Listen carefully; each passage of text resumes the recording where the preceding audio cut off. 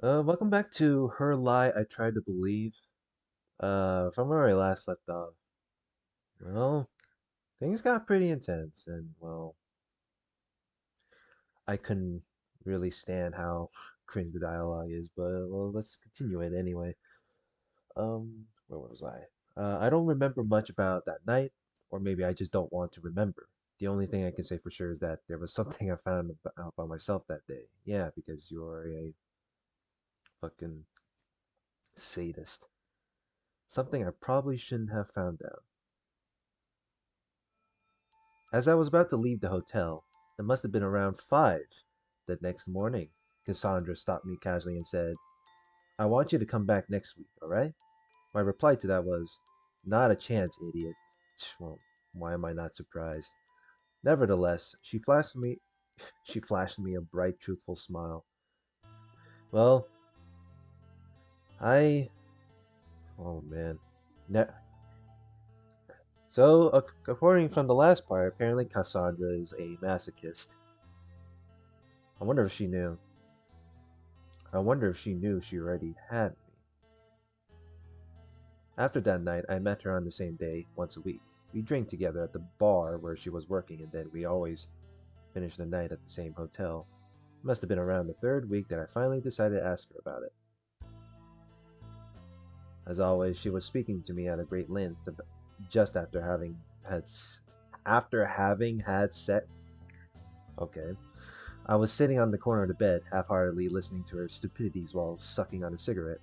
Yeah, I was a smoker by then. Got the habit out of nowhere. Yeah, smoking is bad for you, man. Probably to look even more pathetic than I already was. Well, you're already fucking pathetic. So.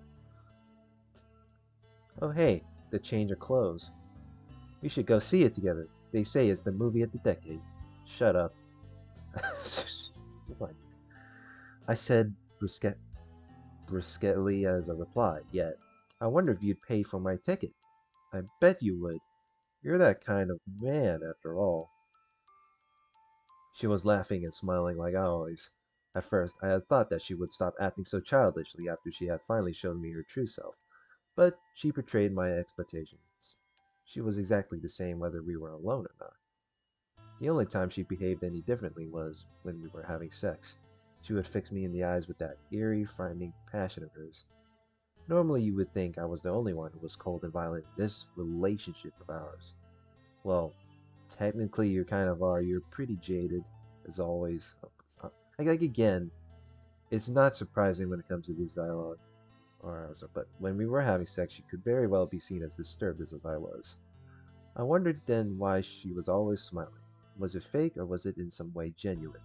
Even I, who probably understood her better than anybody else, had no idea. How could anyone, how could someone as empty as her smile so truthfully like this? I wanted to know so badly, but why? Why did I even associate with the likes of her? It's not as if my feelings had changed all that much since the first time I had laid my eyes on her. I still very much hated the things she embodied, and yet I kept coming back. I didn't understand myself anymore. Perhaps I didn't want to understand, but I needed to know more than anything. So, without thinking too much about it, I asked her something out of interest for the first time since almost forever. I asked her something I wish I hadn't. How did you end up this way? She was surprised. Obviously, I had cut her off while she was in the middle of talking, but her surprise didn't come from that fact.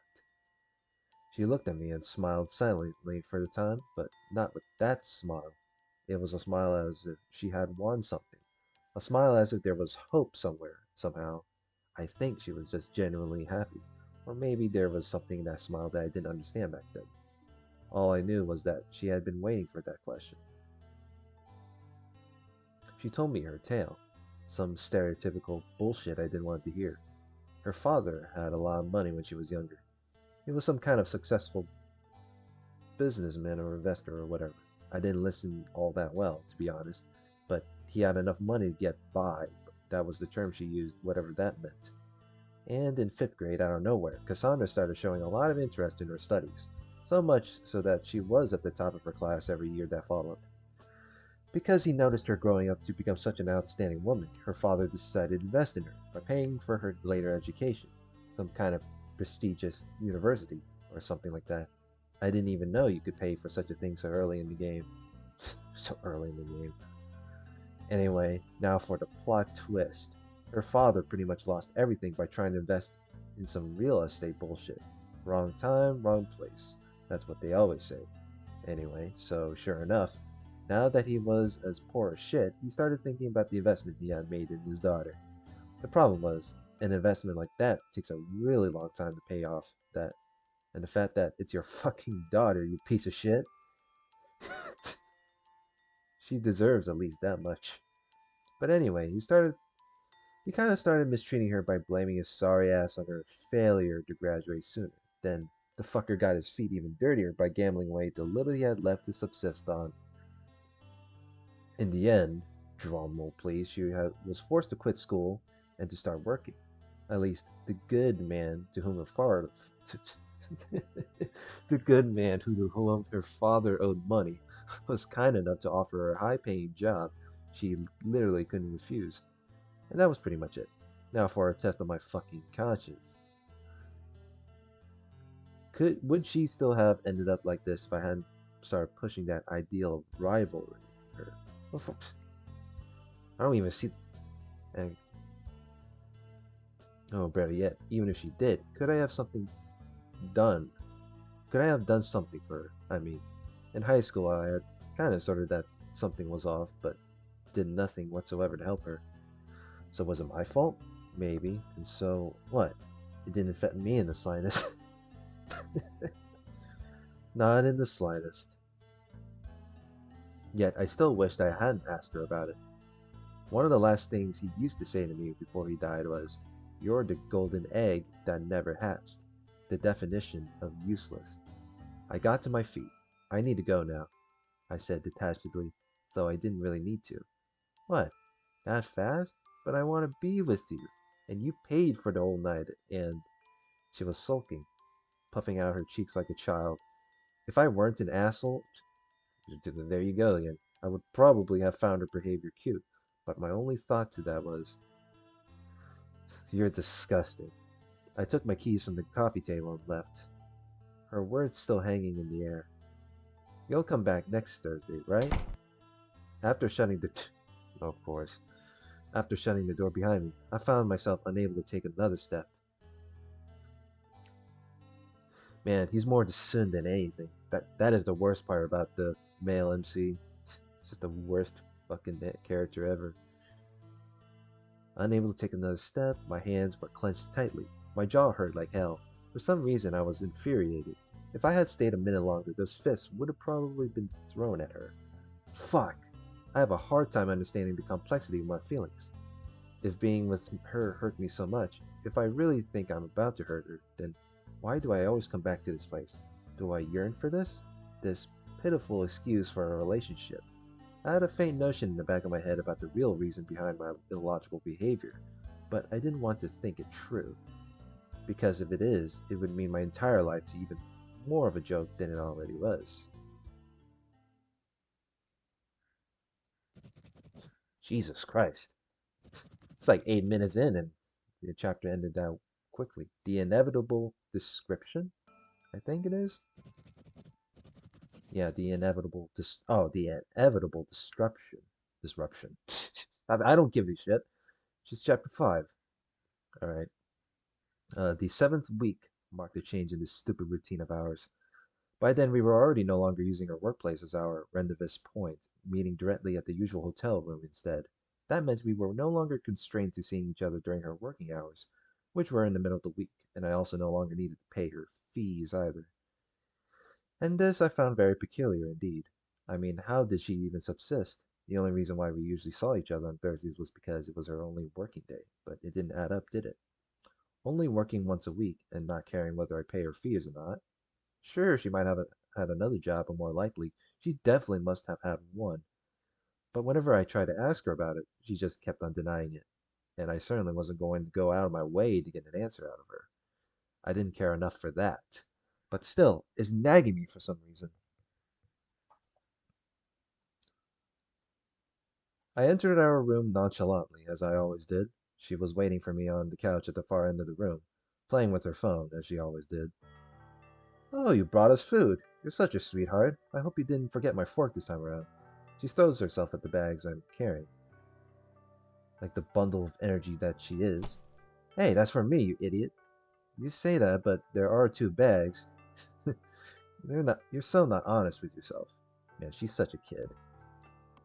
Your fork is in the. Wait a minute. Huh? Where is it? She has yet to meet my stare. She's too engrossed in the contents of the bag in her hands to actually look at me. Or at least, that's what she's trying to make me believe. I drop everything on the floor right then and there. I grip her right arm forcefully, and her expression contorts in pain almost instantly. With my right hand, I push her chin upward to see the features of her face better. What is it? We're not even in bed yet. You're so naughty today, she says playfully. Shut up! She drops the at instantly by my outburst. I brush my thumb softly around her left eye. It closes instantly, painfully at the lightest of touch. Even though she applied makeup, there's no way she can actually hide it. I don't remember doing this to you. Who did this? This. It's nothing really. Doesn't even hurt, see? She pushes two of her fingers against the corner of her left black eye, and though her words say otherwise, a look of discomfort obviously appears on her face. Answer me! She looks down, almost as if she should feel ashamed of herself, reflexively, not because of empathy, mind you. I try to put my hand on her waist to comfort her somehow, but the moment my hand makes contact with her body, she grimaces slightly. I grab her shirt and lift it up, not minding destroying the damned thing in the process. Sure enough, there are dark bruises all over her waist and belly. Bruises that only a man could have made. Answer me, goddammit! Who did this to you? Well, she's been. Wow, she's. Alright. Another scenario when she's hiding the domestic violence caused by another dude.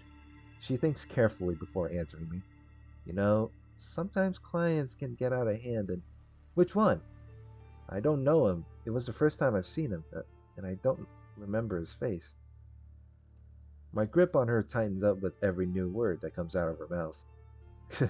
Isn't it your employer's job to make sure that those things don't happen in the first place? Even if that's the case, it doesn't change the fact that I have a black eye, right? Please, let's forget about this, alright? I want to enjoy myself. I've been waiting for tonight all week. Tim has no words.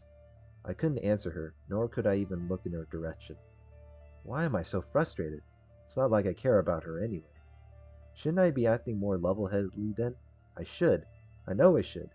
But just because you know something doesn't mean that you'll automatically behave in a logical manner. Fuck. Is this because you don't like it? I can try to apply more makeup if you want. I'm sure you won't notice a thing the moment we're having sex. Ugh.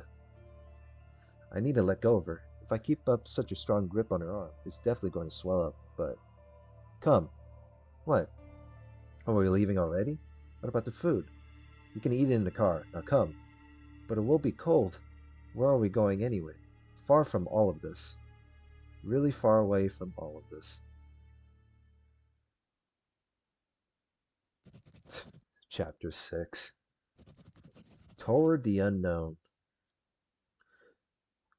Wow. 2 short chapters. Done. It was done on an impulse. 2 hours have elapsed since we left the hotel. I am driving in the middle of the night, not even knowing where this road is going to lead us. She had stopped talking to me a while ago now, only looking through her window dejectedly. She still hadn't touched her food yet. Is she mad, maybe? I can't really see the expression on her face because of how dark it is, and from the angle she is facing. In the last chapter, man, he's just interrogating her in an aggressive way of who abused her. Still, I am curious about her thought process right now. This girl who normally never show her true colors. What lies beneath this carefree and good-natured demeanor of hers? The honest girl she wants me to believe she is? Or something like me? Obviously, though, her silence is too good to be true. Noises start coming out of her mouth again as to irritate me. You're really doing this? Do you even understand the absurdity of what you're about to do right now? I don't care. And why are you doing this? if you don't care. I'm doing this because I can't stand seeing you like this any longer. That's why. Don't you see that the life of yours is not worth living? If this keeps on, they're going to what? Kill me? Break me? Why do you care anyway? Shouldn't you be overjoyed by it? I mean, you hate me. Shut up. But it's the truth, isn't it? Shut up! I snap back at her even more aggressively than I mean to. But I don't want to have this conversation. I don't even know what the answer is myself. All I know is that I need to get us as far away as possible. ASAP. Is it because you feel irresponsible? Is that it? If so, then I'm going to clear things up for once and for all. This has nothing to do with you. You understand? It's never had. This has always been my father's fault, and no one else's. This is not your responsibility.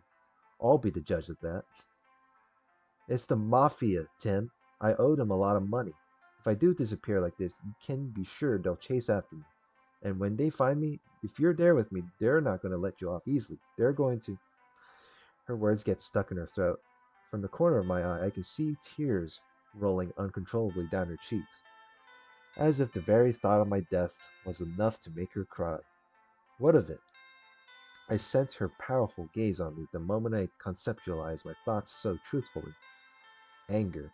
Something I haven't seen on her features for a long time, no matter how shittily I treated her. I treated her. Was now being triggered by those simple, trivial... Triggered. What a word. Was now being triggered by those simple, trivial words. You don't understand how dangerous this is. They're going to kill you. You have a girlfriend, don't you? And a job you've worked hard to obtain? If you keep trying to save me like this, you're going to throw away everything you've built up. Your whole life. You can't sacrifice all of this for something stupid as... My foot slams the brake pedal with all its might. The screams of the tires stretch out for a long 5 seconds until the car finally comes to a complete stop. I then lean over her, unlock her door, and push it open in one single motion. If you don't like it, then get out. We're close to the bus station. You can probably manage to get back to the city by morning if you start walking now. I've already made up my mind, and I don't plan for you to understand it. Responsibility? Toward whom? You? Don't make me laugh. I'm doing all of this for myself, alright? She muttered one single word. Liar. How stupid are you? I ain't fucking lying, you dumb bitch. A girlfriend? A job? A life? I never had any interest in those fucking things. All I ever felt is emptiness. This fucking life of mine has been one big recurring joke. Tim is a freaking nihilist confirmed. Or is Tim an incel? I don't know. I could be wrong. No, I've been waiting for this opportunity for my whole life. It just so happens that it is happening tonight. Now you come with and become my partner in crime, or you get the fuck out of my car and go back to that hell you probably to the hell you probably call your life. She looks me in the eye, the same way she always does when we're having sex. She doesn't smile. She has no expression. She shows no happiness. The purity with which she's always used to look at the world around her is nowhere to be found. As if it was a fleeting illusion to begin with. Excuse me. This is the real her. She closes her door slowly, her cold gaze never wandering off of me. I've waited for this for so long, so there's no way I'm going to let this slip away from me now. Let it slip away from me now that I finally have it. Let's go. Those are her words, powerful and without any hint of hesitation. I can't reply anything back to her. I just can't. Her determination is too much for me, almost deadly. Instead, and unconsciously, I start driving back again, nonchalantly as though this entire conversation never took place. However, the moment I break eye contact with her to focus on the road, she utters something ridiculous. Is this maybe what they call eloping? It's exciting! My eyes turn back to her in bewilderment, and to my surprise, she has the most beautiful smile I've ever seen in this world on her face. What, does she have like a, a switch on her emotion or something? Good lord.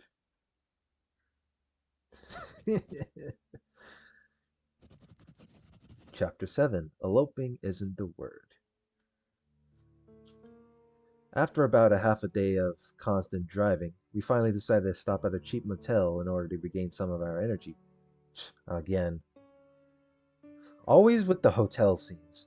Some of our energy. At the same time, I took it as a good opportunity to try and recollect my thoughts. I was going to end it here in another 20 minutes, but I'll just keep going regardless because we did like 3 chapters worth. Recollect my thoughts. While this situation was certainly a byproduct of impulsiveness, maintaining this kind of brainless state of mind will bring us down in the long run. No matter how I looked at it, we needed a good plan if we wanted a shot at this. At first, I thought that we had a few days ahead of us, but this presumption turned out to be completely wrong. As I tried to get a better picture of the whole situation by asking her a few questions, I quickly found out that Cass was living with another hostess from the bar. That meant that even though Cass only worked once a week, the other hostess was bound to notice that she was missing. We could have contacted the girl and tried to convince her not to say a word to her boss, but this seemed too big of a risk for only postponing the inevitable as a result. Ultimately, we should assume that trusting someone would ultimately trigger the beginning of our downfall. I glanced at her emptily. I glanced at her emptily, emptily. Like, again, while I'm stressing over our next set of actions, she's sleeping carelessly beside me. She seems to have almost stopped caring the moment she showed me that determination of hers. Seriously though, what am I doing? Going out of my way for what? This? Sleeping in some cheap ass bed, eating disgusting convenience store food? All this because of. No, what am I thinking? No matter how I look at it, I choose to be here of my own volition, right? I shouldn't hold it against her. Still, I know there's a darkness inside my heart that I've yet to get rid of. The same darkness that once whispered to me to destroy her. So, did you choose where we're going, my love? She asks shamelessly the moment we get into the car. Stop calling me that. It's disturbing. But we're eloping. I can at least call you that, right? No, we're not. Eloping would mean we're about to get married, and clearly we are not. But I want to marry you. I love you, and we're going to live together from now on, so. All right. I do notice the difference with the sprite because she has a black eye. She rests her head on my shoulder and smiles brightly. So what? There's no logic in this. And get off of me. I shake her off with no consideration for her feelings, or her well-being for that matter. Boo, you're no fun. She sticks out her tongue like a little kid before turning away from me, sulking. Man, she's a handful. I think I've decided our destination. I've thought long and hard about this, so what about Las Vegas? She turns back to face me with renewed vigor, or vigor, however you call it, sparkles in her eyes. So does that mean we're really going to get married? I've always wanted to go to Las Vegas. Wow, what a way to jump to conclusions. Back off. I've chosen this out of convenience for us, not for your stupid fantasy. Well, actually, I know how much she wanted to go. She talked about it more than once already, so I might have taken that into account, but there's no way in hell I'm ever going to say it out loud. But I don't understand. Shouldn't we avoid big cities and try our chances in the countryside instead? Try and lay low or something? Aren't we asking to be found if we go to Las Vegas? Not necessarily. The best place to hide a tree is inside a forest, correct? Logically, when you think about the best way to escape from a group of such as the Mafia, you instantly think of hiding in a remote area, far away from civilization. But isn't that exactly how our pursuers are going to think too? Okay then. He's been watching a lot of TV lately. I mean, I'm pretty sure all of us probably do. I don't know the demographic really. Maybe, but while that logic looks good on paper, it doesn't necessarily mean it will go as you anticipate. Las Vegas is known to be run by criminals, right? So, it's not too far fetched to think that people there have ties with our pursuers. If we go to a small, secluded place, a village or whatever, we'll attract a lot of unwanted attention. Everyone knows each other in those places, you know. And look at us. We're not really what you would call country bumpkins, right? If you say so. She seems unnerved all of a sudden.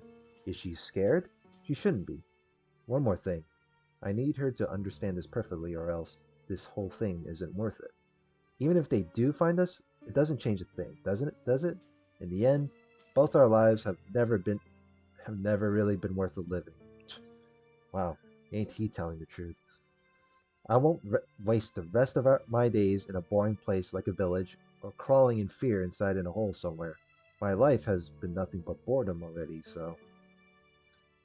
She looks at me with big round eyes, her head tilted in bewilderment. Let's make the most of it, alright? She regains that smile of hers so naturally. A beautiful, pure and blissful smile. The smile that I would have done anything to destroy before. I was now the sole source of its existence. I should have felt feel I should have feel flattered by this. I should have, but how disgusting. Again with him. Chapter 8. Las Vegas.